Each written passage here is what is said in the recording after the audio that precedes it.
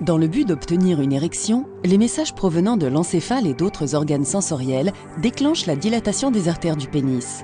Cela permet qu'une quantité accrue de sang circule dans les 3 colonnes de tissu spongieux du pénis. Au fur et à mesure que les artères alimentent en sang le corps spongieux et que les 2 plus grosses colonnes, les corps caverneux, se remplissent de sang, le pénis grossit et devient rigide. La pression du tissu engorgé contre les veines du pénis piège efficacement le sang à l'intérieur du pénis jusqu'à l'obtention d'un orgasme ou bien que les sensations diminuent. L'impuissance ou incapacité à obtenir ou conserver une érection peut être causée par une interruption de ce processus à n'importe quel moment.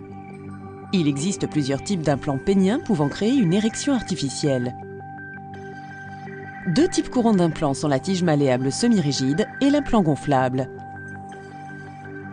La tige malléable semi-rigide est généralement faite de plastique avec un cœur de fil métallique souple. Ces tiges peuvent être penchées pour cacher le pénis sous les vêtements ou dressées pour former une érection artificielle. L'implant gonflable est plus complexe et comporte plusieurs parties mobiles. Un réservoir de liquide implanté dans l'abdomen, un système de pompe situé dans le sac scrotal près des testicules et 2 cylindres gonflables. Afin d'obtenir une érection, la pompe scrotale doit être pressée plusieurs fois afin d'envoyer le liquide dans les cylindres péniens. Lorsque l'érection n'est plus souhaitée, on appuie sur une valve de vidange sur le côté de la pompe et les cylindres se dégonflent.